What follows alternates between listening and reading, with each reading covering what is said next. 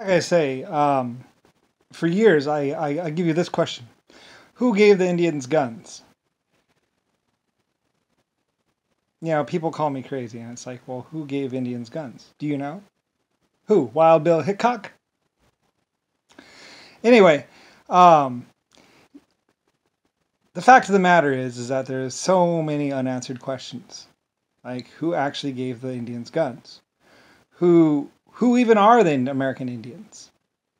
And well, the nearest that you will ever find out about the wild Indians is basically a circus or a camp that was set up, that was made to look, you know, it had a totem pole, and it was about 8 or 9 huts, somewhere in Wyoming or some place like that, where there was a bunch of basically totem poles, or basically trees that were decorated, and this was done about 1200 year 1300 year 1400. That was known as whatever. And like I said, at first they weren't painted, but then later on they painted them white and some other colors. Um, but the question is, where did they get the paint? And and all that. And basically, it was a camp that people could travel to and stuff like that. Um, but people cannot answer the question of who were the American Indians? Where did they come from? How long had they been here? Who started the American Indians? Why do they wear feathers on their heads? Why do they dance around fires and stuff? What is peyote? All these unanswered questions that people would eventually ask. And the fact of the matter is, nobody really knows. A whole bunch of hearsay or a whole bunch of this or that, and nobody really knows who first started the American Indians. Nobody knows really why they wear feathers on their heads. Nobody knows why they even live in teepees. And well, actually, they lived in houses, actually, and in holes in the ground. Anywhere. Anyway, but mostly the teepee or Indian hut pretty much was basically a whatever. Anyway, nobody really knows, and neither do I, and I really don't give a crap because everyone calls me crazy anyway. And I'm Lucifer Star. That's why the Titanic had the LS symbol right next to it. There are lots of pictures of the Titanic in all my ships, and right next to the name you will see an L and an S painted very clearly and distinctly on the ships. Just like on my trains, you will see an L and an S. What does LS stand for? What does it mean? Why is it there? If the trains were actually owned by the state of Hupacamba or whatever, then what does why are there LS's next to all these trains and then a number? It stands for Lucifer Star. L and S.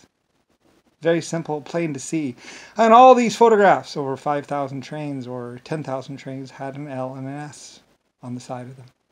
I even asked myself, what does it mean? And I went, oh, wait a minute, Lucifer Star, that's right. Me. I had actually forgotten. Anyway, that's why all the steam locomotives had an L and an S next to them. Sometimes in gold, sometimes just painted on the side, but always an L and an S. Because it stood for LS, or sometimes there was an E, but they never put the E on the trains because it was Lucifer Star. Lucifer Star Lines, Titanic, the Leviathan, the LSF-A colony ship. Many people for thousands of years will be saying to me, "You're crazy, you're crazy." They tortured me for about 120,000 years and all kinds of other stuff, and eventually they had to let me go. Anyway, because, well, I mean, I think it's probably the 1.5s. Lots of people would say there were never small people that were only 1.5 foot tall. Yet, there's a picture of an astronaut and a 1.5 little guy. My little life forms, little astronauts, little everything. About yay tall, if sitting on a man's shoulder. And there's actually a picture of one of the astronauts with one of the other like-minded 1.5 foot tall people. Anyway, somebody said that it was a model or a puppet, basically, at one point in time. And it's not. It wasn't. There's even recounting statements of basically how this woman was talking to one of the 1.5s. And this little man was very articulate and spoke perfect English. In fact, he spoke about 7 or 20 languages, actually. Anyway, and he was made of flesh and bone and blood, just like you. Anyway, while there are stories of giants and there are no confirmed reports of giants, there were smaller people. So anyway, yes, Lucifer Starr, me. Who is the great circus performer? Who invented the big top? Who did all this other stuff? Was it Wild Bill Hickok? Or Texum Jones? Or maybe it was Phidias Signet. Like I said, the truth was a lot of people were just making up stories. Between 1910 and 1920, basically, people made up all kinds of stories about this and that, about the great whatever, blah, blah, blah. And they were just stories in books, really. Now, Pancho Vinalina, she was a real woman. And supposedly, well, I mean, she thought of herself as just a normal maiden. But I said, go ahead and glamorize yourself. It's okay. Or basically, you know. So basically, men told of this gorgeous señorita that lived in Mexico. It was kind of funny because as they were trying to kill her, they were all looking for this really young, gorgeous girl, and she was this older woman, and very normal looking, actually. But still, you know, she was a very capable woman. Eventually she was captured or something like that, or eventually they figured it out. But for the longest time, she was a very wonderful person in Mexico. And basically a mother of 150 no, actually, they also said she's a mother of 150 and stuff like that. No, she's a mother of like 12 or 14 children or something like that. And they lived in Mexico and had a normal existence. Anyway, I built a town for her or something like that, or built a town. And she alerted me to the things that were happening in Mexico. The people that were chained up and basically being forced to work and basically hurt and stuff like that. She may have, I don't know, there were black widows and stuff like that, but basically, you know, she was just a normal person just trying to get by, basically. A lot of people were just normal people. And for me, she dressed up all of her men and basically got Mexico to start looking more respectable. You know, taking a shower every day. I was like, well, for one thing, you're going to have to start taking a shower every day. And whether you need it or not. Yes, that's right. Scrub, scrub, scrub. I know you're a dangerous outlaw, but you have to be scrubbed too. So anyway, bringing civilization. Like I said, many people wanted to be a part of civilization. They wanted back in. Once they were kicked out, they didn't like the Southwestern Plains. They didn't like the cold winter nights. They didn't like being alone. They wanted to be with a group. And I was like, well, you just have to respect the laws and just live a normal life. You know, not rape people, not hurt people, you know, just basically abide by the laws, you know, pretty much, and keep it going. So, you know, a lot of people did, and eventually they learned to read and all that other stuff, and we slowly but for surely got everyone basically marching in a line, pretty much. And Lucifer Starr line. I joke a lot, but and it's very complicated and very